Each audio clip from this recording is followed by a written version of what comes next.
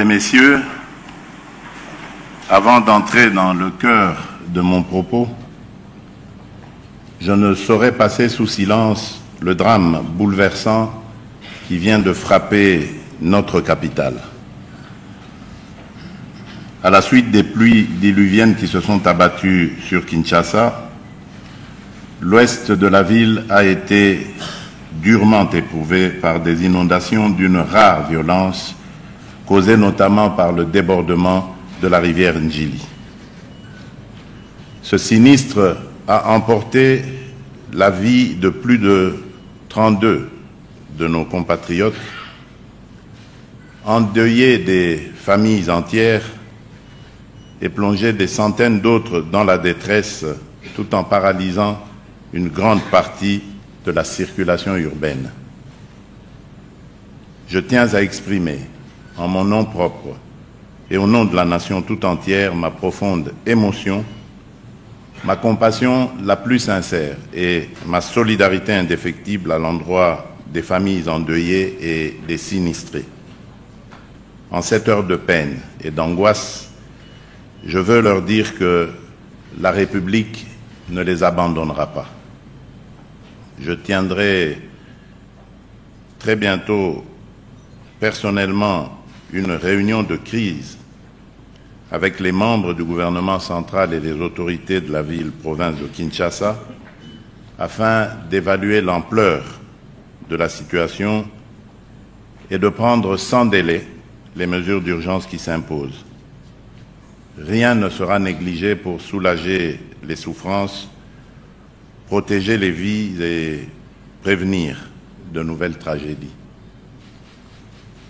Je voudrais vous demander de vous lever, s'il vous plaît, et d'observer un moment de recueillement en mémoire de ces victimes.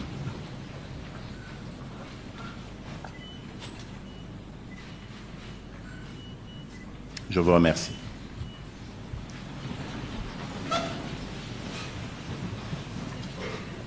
Honorable Président du Sénat,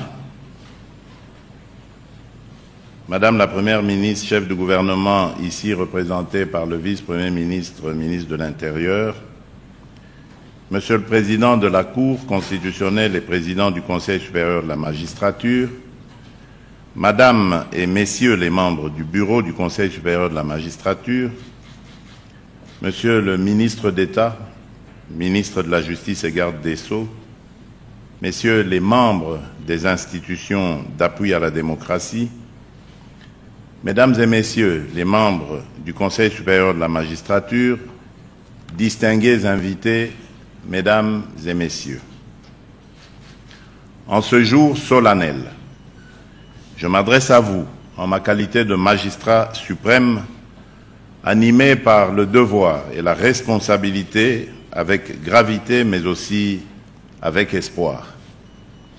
Espoir que cette session de l'Assemblée générale du Conseil supérieur de la magistrature soit une étape déterminante dans notre combat commun pour une justice équitable, intègre et indépendante. Le 15 juillet 2023, à l'occasion de la clôture de la formation de la première promotion de nouveaux magistrats, j'exprimais ma profonde préoccupation face à l'état de notre justice. Depuis mon accession à la magistrature suprême, j'ai toujours affirmé ma conviction que la justice est le pilier central de notre état de droit. Une justice indépendante, efficace, protectrice des droits humains et rassurante pour tous. Notre pays traverse une période critique. Aujourd'hui, plus que jamais, la justice est appelée à jouer pleinement son rôle de protecteur. Les Saintes Écritures, dans leur livre des Proverbes, nous enseignent que la justice élève une nation. Cette vérité, c'est avec cette foi en la noblesse de votre mission que je vous appelle une fois de plus à renaître, mais beaucoup plus à redonner espoir, à réaffirmer avec courage et fermeté votre rôle à réaffirmer avec courage et fermeté votre rôle de sentinelle de la République. Car lorsqu'elle est entachée, la justice cesse, la première depuis 17 ans. Elle symbolise de dominer par des sessions extraordinaires. Je voudrais 17 ans. Elle symbolise de dominer par des sessions extraordinaires. Je voudrais à cette occasion féliciter le bureau du Conseil supérieur de la magistrature ainsi que sanctionne toute atteinte aux droits fondamentaux de nos concitoyens. Dans un contexte marqué par les blessures profondes laissées par les conflits, notre peuple exige, avec force et légitimité, la vérité, la justice, l'équité et la réparation. Mesdames et messieurs de l'appareil judiciaire, la République vous regarde. Elle attend de vous des actes clairs, des choix courageux, même s'ils sont parfois impopulaires, des décisions porteuses d'une rigueur morale et professionnelle irréprochable. Il vous revient de faire triompher à travers vos délibérations l'exigence d'une justice fondée sur la compétence, l'intégrité et l'efficacité. Il en va aussi du climat des affaires, moteur de tout développement. À ce titre, le respect scrupuleux du principe de rotation des magistrats demeure essentiel, non seulement pour assurer l'équilibre territorial, mais aussi pour garantir une justice impartiale, dynamique et enracinée dans toutes les réalités de notre pays. En effet, face à l'immensité de notre territoire et au défi d'un effectif encore insuffisant, j'ai initié le recrutement de 5000 magistrats civils et militaires. Le deuxième groupe a été nommé par mes ordonnances d'organisation judiciaire du 28 mars dernier. Il s'agit là d'une avancée majeure pour renforcer notre présence judiciaire sur tout le territoire national. Cependant, renforcer les effectifs ne suffit pas. Il faut également améliorer les conditions sociales des magistrats.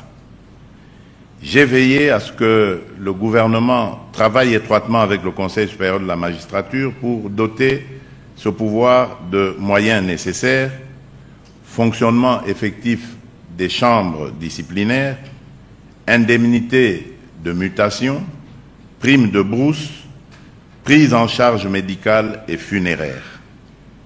Aujourd'hui, je me réjouis de constater que l'assurance santé pour les magistrats est devenue une réalité.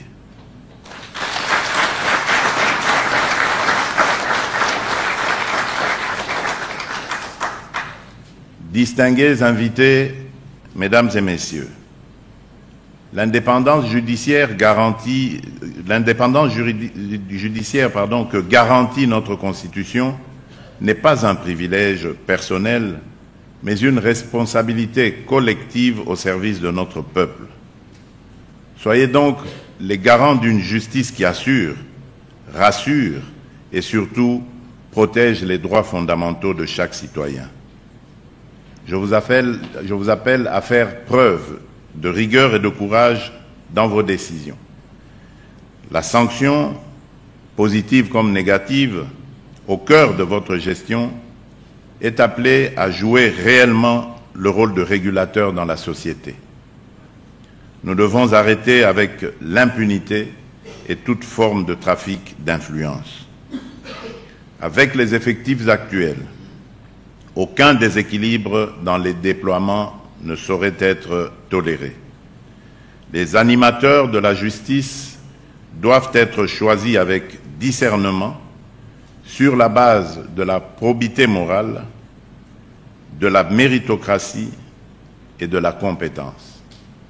Le favoritisme doit être définitivement banni. Le principe de rotation des magistrats est fondamental. Il garantit non seulement l'équité, mais aussi l'intégrité et l'efficacité dans l'exercice de vos fonctions.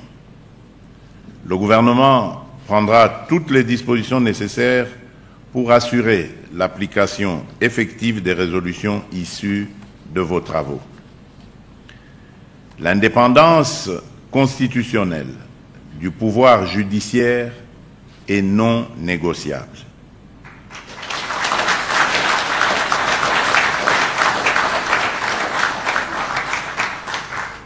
En tant que garant du bon fonctionnement des institutions, je veillerai personnellement à la préservation de cette indépendance. Mais j'invite aussi les magistrats à se souvenir que cette indépendance n'est pas un privilège, elle est un devoir envers le peuple.